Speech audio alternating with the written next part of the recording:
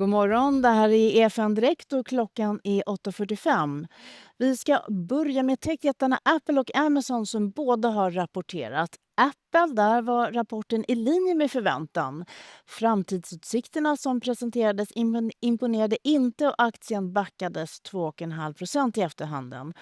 Och för Amazon då så är det molnverksamheten som växer och bolagets resultat slog förväntningarna och aktien steg med 5% i efterhanden. Igår kväll så stängde ju de amerikanska börserna på klart lägre nivåer då tekniksektorn sänkte. Och särskilt så tappade jättarna Microsoft och Meta Platforms efter rapporter som inte lyckades övertyga marknaden. På Asiens börser är det blandad utveckling den här fredagen. I Japan faller Nikkei-index med 2,6% efter att inköpschefsindex för oktober visat på dystrare stämning. I Hongkong stiger Hang Seng-indexet med runt 0,8% och i Shanghai så handlas indexet runt nollan. Ja, mitt under slutspurten av den amerikanska presidentvalskampanjen och på vår sida av Atlanten presenterade Storbritanniens första kvinnliga finansminister Rachel Reeves i onsdags inte bara regeringspartiet Labours första budget på 15 år utan också de största skattehöjningarna landet har sett på ett halvt sekel. Och nu säger jag god morgon till Katrine Kielos, EFNs Londonbaserade ekonomikommentator. Ja, en rejäl kursändring i Storbritanniens politiska inriktning med de största skattehöjningarna på 50 år. Där skattehöjningar på totalt 40 miljarder pund ska finansiera nya skatteutgifter på 70 miljarder pund. Hur har Rachel Reeves första budget tagits emot, Katrin? Ja, det är ju som du säger en kursändring, men det är också en väntad kursändring. Och Labour har ju ägnat all tid de har haft nästan sedan de vann valet i somras åt att förbereda alla, inklusive den brittiska centralbanken Bank of England, på att något sånt här skulle komma. Men reaktionerna har väl varit kanske större marknadsreaktioner på obligationsmarknaden än vad jag tror kanske Rachel Reeves är bekväm med i alla fall. Och hon har varit ute och försökt lugna marknaden här om att Labour fortfarande det är väldigt viktigt för dem med stabila statsfinanser, för att de här skattehöjningarna som du nämner kombineras också med stora investeringar och 142 miljarder extra i lån, vilket har fått marknaden att reagera en del i alla fall. Så att hon är ute och försöker lugna marknaden, men det är liksom inga panikreaktioner. Sen har ju näringslivet varit förberett på att det här ska komma ganska länge och vanligt folk också. Labour vill ju lägga jobbiga åtgärder först i den här mandatperioden eftersom de förväntar sig kunna sitta mandatperioden ut helt enkelt. Den var ändå högre än vad många hade, skattehöjningarna framförallt högre än vad man hade väntat sig. Hur motiverar Reeves de här stora skattehöjningarna? Hon motiverade med att det finns dels att hon har ärvt ett svart hål i de brittiska statsfinanserna på 22 miljarder pund, något som de har upprepat i månader för att just motivera skattehöjningar, trots att de gick till val i somras på att inte lova att inte göra stora skattehöjningar helt enkelt. Så att ett svart hål i de offentliga finanserna. Premiärminister Keir Starmer har pratat om ett socialt svart hål med alla de ojämlikhets- och sociala problem som onekligen finns i Storbritannien. Och nu vill man så att säga hälla pengar in i bägge dessa hål. Och Rachel Reeves har haft en retorik kring det här. Att här handlar om att lägga grunden för att tillväxten ska kunna ta fart. Nu måste det göra ont ett tag. Men oron är förstås vad det här gör med den brittiska inflationen. Mm. Tack för det, Katrin. Stanna kvar. Vi ska ta in en till gäst. And joining our conversation now is Daniel Mahoney, economist at Handelsbanken UK and a regular contributor to Handelsbanken's Economic Update podcast. Welcome, Daniel, to EFN this morning. So Rachel Reeves' budget marks a major shift in fiscal policy, and given these significant changes, what do you see as the most crucial aspects of this budget, and how might they impact the UK's economic outlook in the coming years? So yes, this has been a much awaited budget. It's been well over 100 days between the Labour Party winning the election and this budget happening. So we've really been anticipating quite closely what's going to be in it. As you say, this does mark a big pivot in fiscal policy that was expected. But I think what's caught markets slightly by surprise is that the pivot's been slightly more than expected. So tax is up by £40 billion. That was more than markets expected. And also on the spending side, we saw more spending than markets were expecting. So this has really been quite an expansionary budget, more so than markets were expecting. And as a result, you did see a bit of a negative reaction from markets in the follow up to the budget. And what do you think? What are the main reasons critics believe the budget falls short of achieving the economic growth targets set during the campaign?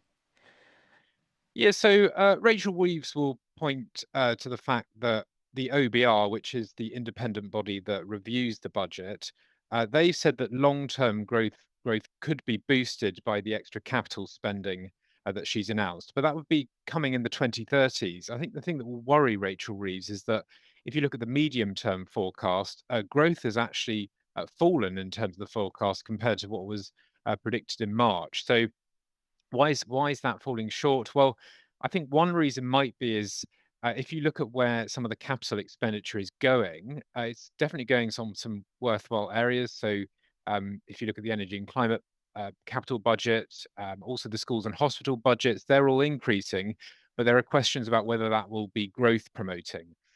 So I think there are some real questions on the growth side and also on the inflation side. I think it seems quite clear that because this is an expansionary budget, we are going to see inflation Mhm. go up as a result of the budget, and inflation in the UK is not completely solved yet. Interesting. So, Catherine, how does the budget's focus on tax increases for employers align with Labour's campaign promise of no tax hikes for working individuals? Well, they've certainly been preparing that something like this was coming. And immediately when they won the election, it was one of these sort of almost political charades of coming into the Treasury and saying, whoops, all of these promises we made during the election campaign. Well, now when we've actually gained access to the state and to the Treasury, we can see that the problems here are much bigger than we thought, and we have to adjust our thinking. And that has been the rhetoric from the new chancellor all throughout the summer. And she has even been accused of kind of talking down the British economy and British growth by focusing so much on the negative. And that was obviously to politically prepare for them doing something like this. So they've been spending a lot of time on sort of adjusting the political message and also preparing businesses and everyone else looking at the UK economy and the Bank of England that this was the thinking and something like this was going to come in the budget. But just as Daniel said, it was probably a bit more in that direction than many people expected. And that's why she's out trying to calm markets right now. So speaking of growth, Daniel, the chancellor repeatedly called this is a budget for growth. Is it? Well, I think in the long term, you could argue that it is slightly. So one of the problems for the UK economy is that we underinvest. So if you compare our investment rates as a percentage of GDP to other G7 countries, we really lag. And this budget does rectify that somewhat. So there's about a £20 billion boost to capital expenditure by the end of the decade. So if that sort of increased expenditure is put on very productive investments, you could see a boost to growth rates. But I think there are two questions here, which is one, will that happen? I think, for example, the transport budget over the next few years is actually being cut. I would actually argue that's probably one of the areas we really need to increase, given that's an area of weakness for the UK economy. But also in the short to medium term, it seems as though this budget won't be growth promoting. And actually, the OBR says in 5 years' time, the budget is neutral on growth. And given it's a fiscally expansionary budget, I think Rachel Rees would be quite disappointed by that. Mm.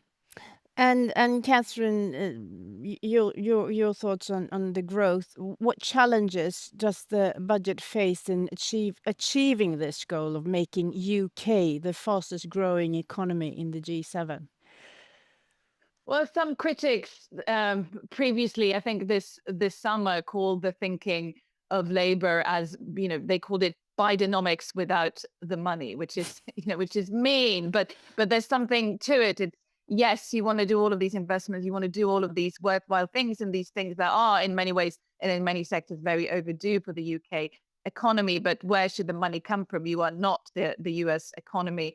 And this is also what we can see in this budget, that you're doing investments, which is promoting growth, and then you have to get the money from somewhere else, which means you have to raise taxes on employers, which is will probably have a negative impact on growth. So it's a difficult balancing act, and combining that with this sort of Bidenomics rhetoric of fastest growing economy, and we're going to sort all of these things out. And obviously it's an ambitious government. It's unusual for Labour to be in power in this country, and they clearly need political direction. The whole government needs some kind of political direction, and they will get that from the budget. But it's a tricky situation, and a budget in a tricky situation, and it's difficult being an ambitious government with the kind of mandate that they have, and also the economic position that the UK finds itself in.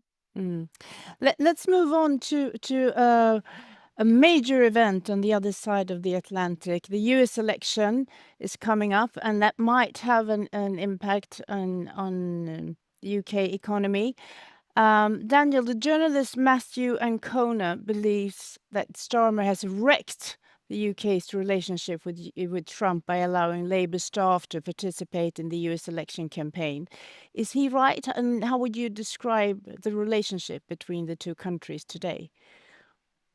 Yeah, so I think at the moment there's about a 60% chance that Trump will be president. So obviously that's something that the UK Labour government needs to take very, very seriously. Maybe the term wrecked is a little bit too strong, but I think the relations between a Starmer government and a Trump government will be extremely strained. So it's not just in terms of what Starmer said previously. A lot of his cabinet ministers have said very negative things about Trump previously.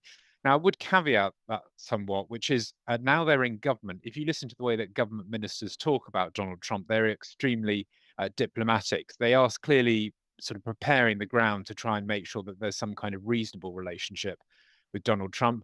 Now, we've had this somewhat before. So when Theresa May was prime minister, for example, there were points where the relationship between the US and the UK was very, very strained because of that strained relationship between Theresa May and Donald Trump. So there is some precedent for this, but I think probably the relations this time will be worse than that. So I think it will be tricky.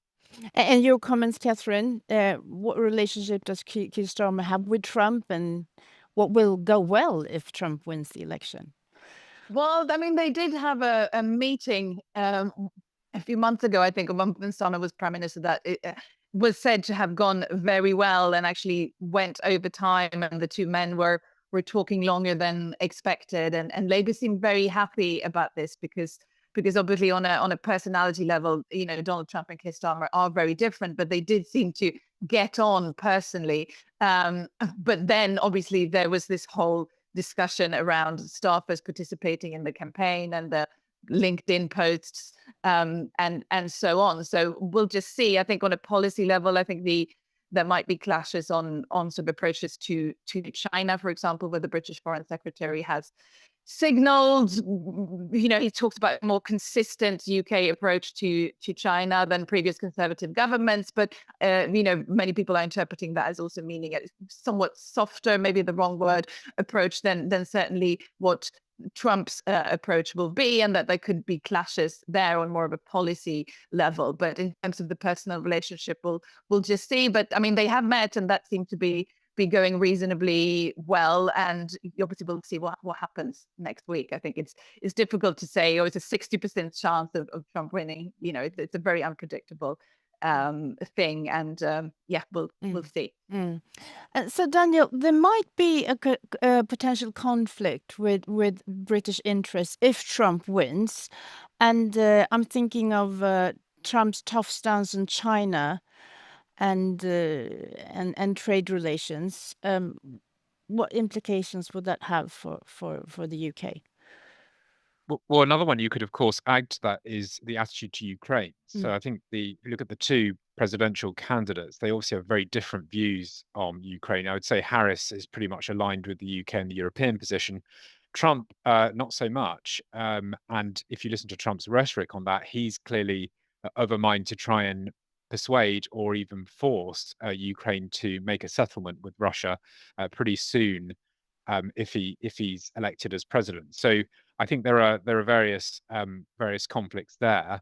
On the trade front, now the US is obviously the largest export market for the UK. I think it's about 10% of our exports. Now, Trump's talked a lot about tariffs. It's quite difficult to disentangle what exactly he's going to do on that front. Is he just going to focus on China? Is he going to make it broader? That obviously has the potential to cause an issue. I do think the direct impact to the UK might be slightly limited, though. So the one thing to emphasize is that the majority of our exports to the US are services. And I think the assumption at the moment is tariffs probably wouldn't affect services. It's probably more about the good sides of things. And your thoughts on that, Catherine?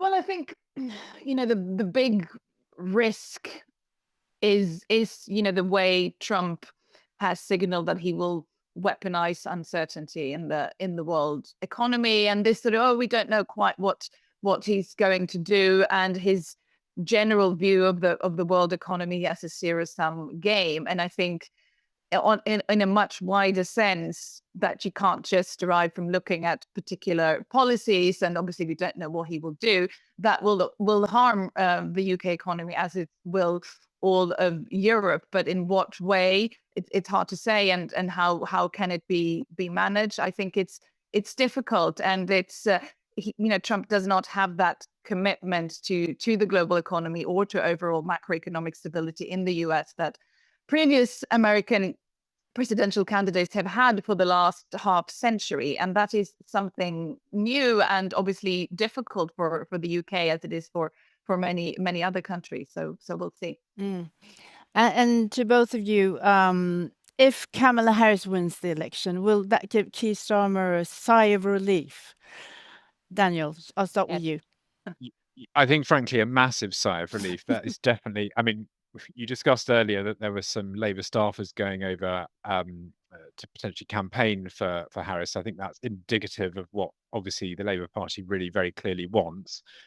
So not just on economics, but particularly, as I say, that issue of Ukraine. And that's obviously that's such an important issue here in Europe. And the alignment of the UK government's position, actually not just of this Labour Party, but also the previous Conservative Party, really aligns with Kamala Harris and the Democratic Party. So absolutely, I think next week when we have the election, they're going to very much hope that it's Harris that gets the crown. And Catherine, your thoughts on this? Yes, definitely. And also from an economic point of view, Trump's economic policy is probably going to be inflationary for the US economy in some shape or form, and with that fear in the UK, of course, as well. But as Daniel says, the big thing is obviously that would be very important for Labour to have an ally on the other side of the Atlantic. I mean, this much talked about special relationship between the US and the UK in terms of foreign policy is always more important for the UK. It's much more talked about in the UK than it is in the US. So obviously it's important for any UK Prime Minister who is in the White House, and maybe this time more so than ever. Katrine Kielos and Daniel Mahoney, thank you both so much. Great to have you on the show this morning, and thank you both for your valuable insights. Thank you. Thank you. Och klockan 13 idag så kommer amerikanska sysselsättningssiffror för oktober som väntas bli de svagaste på länge. Vissa ekonomer tror till och med att antalet jobb i USA sjunker för första gången sedan 2020. Och vi på EFN Direkt sänder förstås live i samband med det, och då med min kollega Jonas Malmborg. Men före det så blir det börslunch precis som vanligt 11:45. Tack för den här morgonen.